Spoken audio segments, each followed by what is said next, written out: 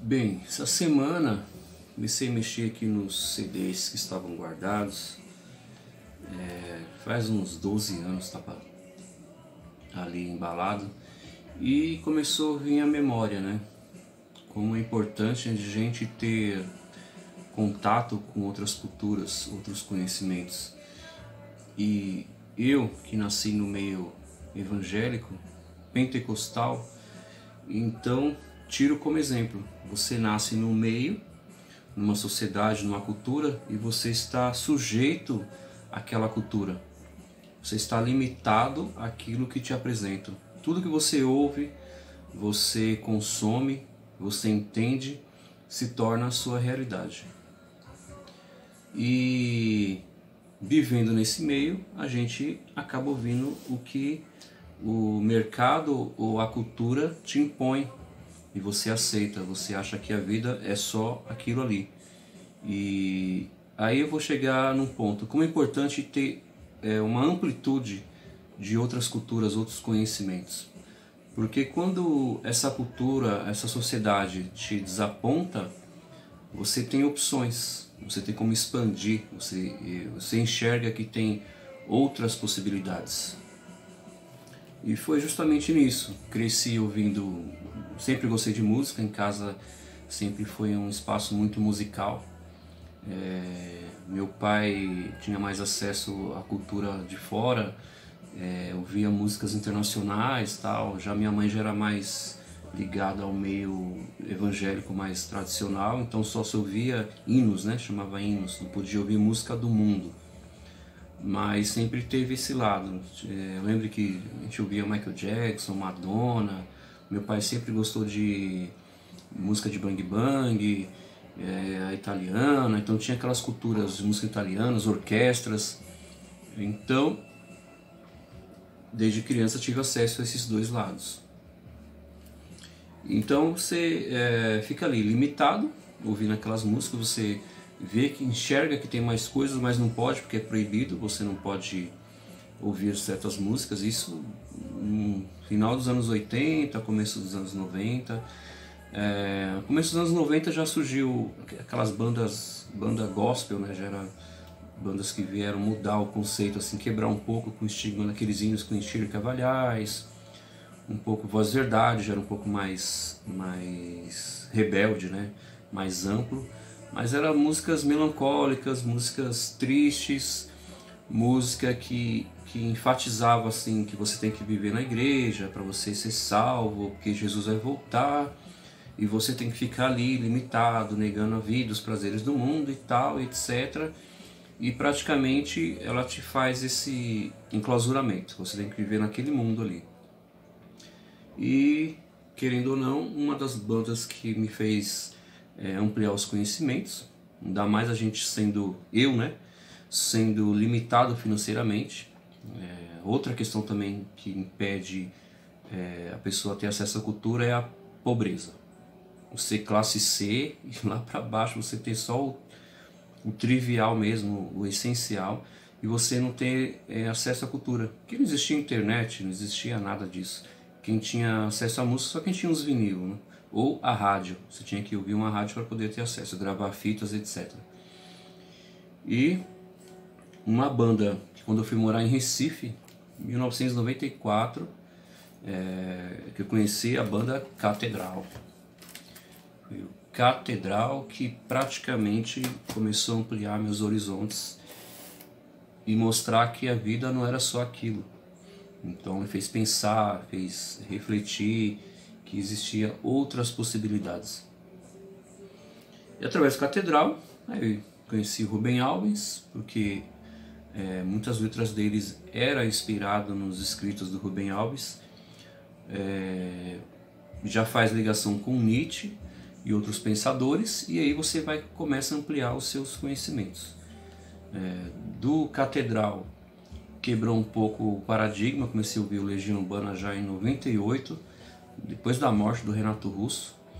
Em 97 para 98 foi a primeira vez que eu me desliguei da igreja. Eu tinha aí 16, 17 anos, foi difícil, tive que sair, estava insuportável conviver. E aí comecei a ouvir o Legião Urbana. Do Legião Urbana você começa a conhecer outras bandas, The Smiths, The Cure, outras bandas rock inglês, e você começa a ampliar, porque o Renato Russo tinha uma ligação muito forte com a cultura, né, a literatura. Então, de uma pessoa, de uma banda, você começa a ter acesso a outras. Então, o seu leque amplia de conhecimento. Então, a partir do Legião Urbana, 98, 99, aí comecei a conhecer um pessoal lá no Recife. As pessoas interagem mais, né? Elas são mais ligadas às conversas. E aí conheci algumas pessoas que curtiam rock ali, já o heavy metal. Aí comecei a ouvir bandas que pra mim até então eram proibidas, até bandas simples, Nirvana, eu vi o Sepultura. Aí comecei a conhecer o underground, né, que não sabia o que era, aquelas bandas que não tocam em rádio. Aí você começa a ter a cultura com bandas estrangeiras, letras em inglês, de outros países, dos Estados Unidos, da Inglaterra, da Itália. Gosto muito do heavy metal melódico italiano. Então sempre tive atração por assuntos religiosos. Comecei a estudar. Lembro que eu sempre quis comprar livros, desde 14 anos sempre fui interessado em ler, só que a limitação financeira te impede de muita coisa. E ainda tem os livros até hoje aqui, os primeiros livros que eu consegui comprar na época. Porque como eu era evangélico, sempre tive aquela ligação com a linha apologética, né? O Apocalipse, as coisas que vêm perturbar a igreja, aqueles que vão desviar você do evangelho. Então, em 92, eu lembro quando eu era criança, eu estava na terceira série, teve um congresso na igreja, lembro que meus pais participaram, e falava sobre a nova era. Nessa época de 90, 91, 92, trataram muito desse assunto de nova era de Aquários, que viria o anticristo, Jesus seria negado. Então todas essas, para mim hoje é balela, todos esses conhecimentos eram trazidos ali para alertar a igreja. Então eu já tive aquela atração pela apologética, né? De defender a defesa da fé. E os primeiros livros estão até aqui hoje. Acho que em 2003 eu consegui comprar meus primeiros livros. Esse foi um dos. Como tinha muita ligação com a nova era, esse é o primeiro. É o Laços da Nova Era, do Marco André. Ele demorou 8 anos para escrever esse livro. Gostei muito na época, achei interessante. E esse Respostas às Seitas também. Resposta Aceita, do Norman Geisler, acho que é assim que se pronuncia. Ele pegava várias seitas, né? Seitas que ele chama é aqueles que não pensam igual os evangélicos, é seita. São os Mormons, Testemunho de Jeová. Para ele tudo que não é evangélico é seita. Então eles pegam os textos que eles interpretam e a cada provocação que eles fazem, eles dão uma resposta dentro da Bíblia. Eu achei interessante também na época, muito bom pro meu conhecimento e crescimento. Outro também achei interessante aqui é o Satanismo, do Bob Larson. Ele mostra o cenário americano, das famílias americanas, muitos jovens envolvidos com o dito satanismo. Hoje, com uma análise melhor da coisa, eu sei que não é bem assim, mas tudo bem. A minha banda praticamente que também ampliou, Iron Maiden. Eu tô com um CD aqui, mas foi o primeiro vinil que eu ouvi. E eu começava a traduzir as letras, achava muito interessante. Então todo aquele ataque de banda satânica, banda do diabo, demônio, eles adoram Satanás. É tudo papo furado. Infelizmente o meio evangélico ele te castra, né? Ele te limita. Entendo, né? Até pra você não correr o risco de se perder. Isso aí tudo bem, eu até entendo. Vamos entender a psicologia também, né? E respeitar. Mas, como eu tinha sede de conhecimento, de ampliar meus conhecimentos, aquele meio sempre me limitou. Lembro que em 2005, quer dizer, eu fui músico desde os 11 anos, comecei a tocar contrabaixo. Então minha rotina sempre era ensaio, ensaios, tocar, sei lá, terça, quinta, sábado, domingo. Domingo de manhã ensaio, sexta-noite ensaio. E a gente não tinha acesso a estudar a Bíblia. Eu sempre quis estudar a Bíblia e não tinha espaço. Aí eu lembro que em 99, acho que eu fui fazer um curso de teologia. Era lá no Recife, Escola da Bíblia, eu vi na rádio, achei interessante. Fiz teologia 1 e 2, que era Antigo Testamento e Novo Testamento. E ali já começou a ampliar também meus conhecimentos sobre a Bíblia, que eu também sempre fui interessado em estudar os porquês, né? Em 2005, estava numa encruzilhada, né? Eu estava entre realizar meu sonho de músico ou estudar a Bíblia. Eu lembro que um amigo meu conseguiu numa banda de forró, era vocalista Gisele, do Capital do Sol. Ela tinha saído e estava montando uma banda. E aí fiquei muito feliz, porque já comecei a ganhar por ensaio, receber. Então era um sonho que podia ser realizado. Tocar, ser músico e receber por isso. E eu lembro que 15 dias antes do show, aí abri pro Calcinha Preta e limão com Mel, na época, eu lembro disso. E aí ia ganhar bem, né? E o reitor chega lá desse seminário e me oferece uma bolsa de estudo para fazer o seminário. O seminário teológico eram 2 anos, intensos, né? Então você tinha que se dedicar à sua vida. Aí após esse seminário você chama consagrado, né? Você é consagrado, eu me tornaria evangelista, recebendo pela igreja e tal. E aí estava entre o desejo de ser músico e ganhar por isso, ou estudar a Bíblia e defender a minha fé, sei lá. E foi interessante que um dia antes de entrar para o seminário, eu conheci o livro do Mário Justino, Nos Bastidores da Fé, que ele conta a sua experiência na Igreja Universal.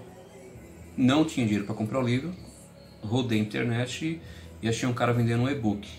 Comprei, bem baratinho.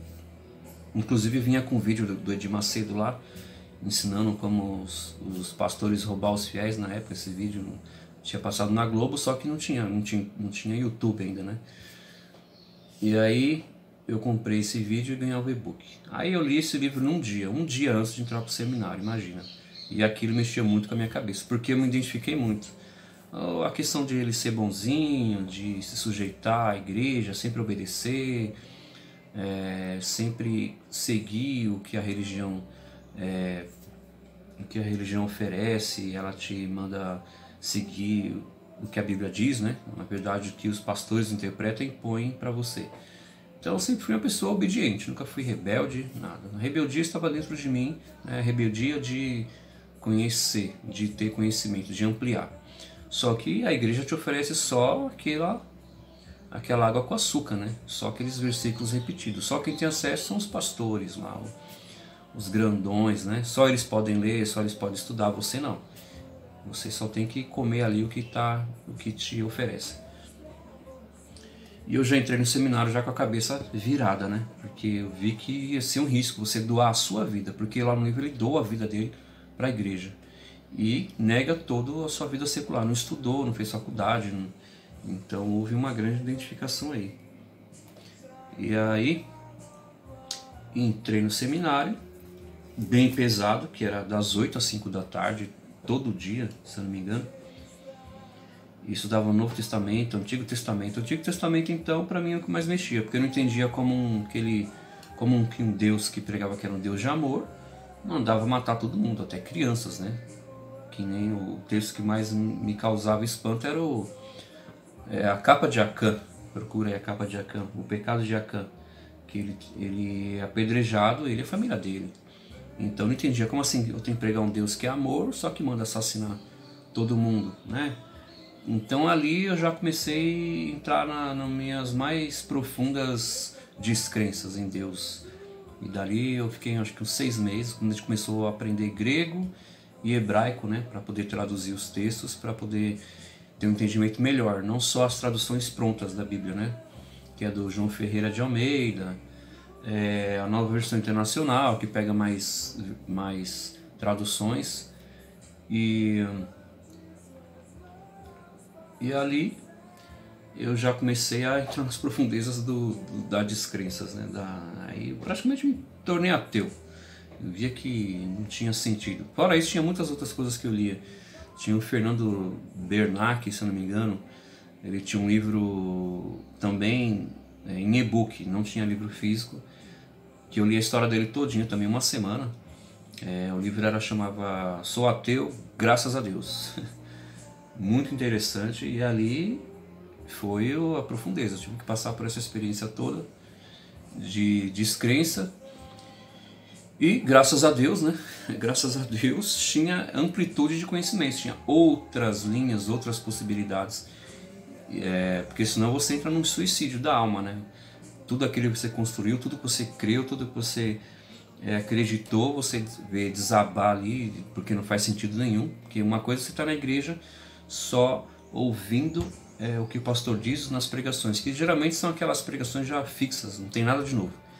Salmo 23, a mulher do fluxo de sangue, a grande questão de Jesus vai buscar a sua igreja, o evangelho que eles traduzem como moralismo, né?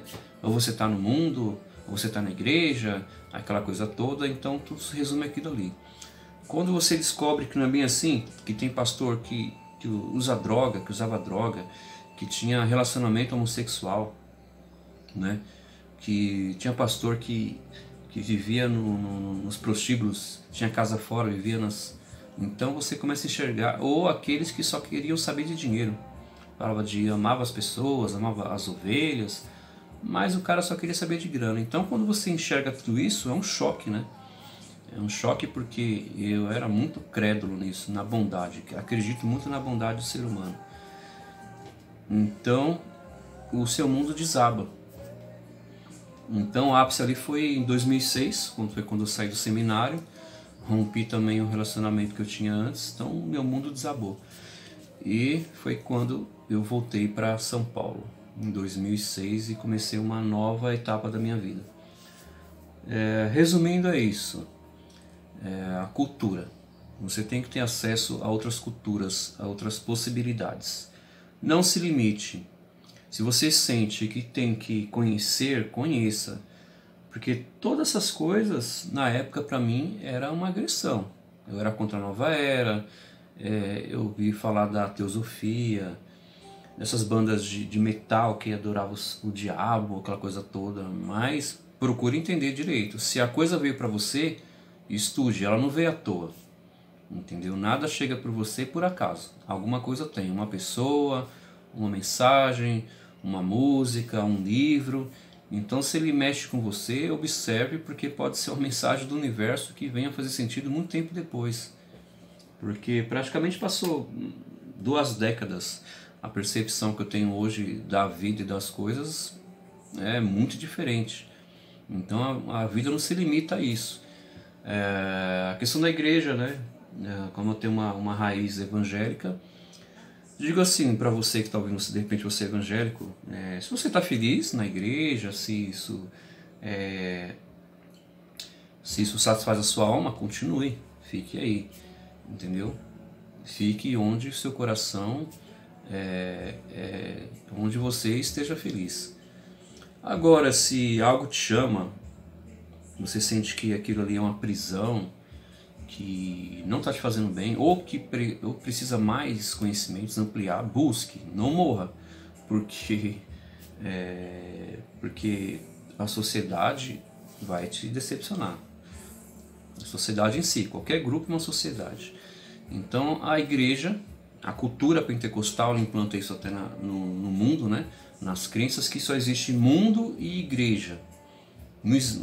Então eles fazem só esses 2 parâmetros, ou você está no mundo ou você está na igreja. E olhando biblicamente ou teologicamente, não existe isso. Entendeu? Ou você crê em Deus ou você não crê. Não adianta frequentar a igreja e ser um canalha. E tem gente que não frequenta a igreja que consegue agir dentro da ética, dentro do respeito de um pro outro, né? E tem gente que frequenta a igreja que é um canalha, um safado, um vagabundo, que não merece nem... Vou te falar, viu? Cada canalha que eu conheci, que eu vou nem abrir aqui. Então hoje é isso aí. tenho dificuldade para falar. Quem me conheceu antes, muito antes, sabia que eu não falava nada, extremamente tímido, extremamente fóbico. Levei muito tempo para entender o que eu sentia, por que eu era assim. Então, por isso que eu entrei nas linhas de conhecimento. Hoje eu sou astrólogo, estudo a cabala judaica, estou em formação em psicanálise, Freud, Lacan. Então a gente enxerga que o mundo é muito amplo. Deus é muito mais amplo do que qualquer religião. Todas as religiões que existem no mundo não passam de percepções de Deus. A pessoa percebe algo e ela quer nomear aquilo, então ela cria a sua religião. A religião é a busca do homem, é a busca de Deus, né? O homem buscando Deus, ele cria a sua religião. Então ele tem que limitar, porque se não limitar fica muito amplo, vira relativismo. Então se eu limito uma percepção, uma ideia, aí vira um dogma e assim eu crio minha religião.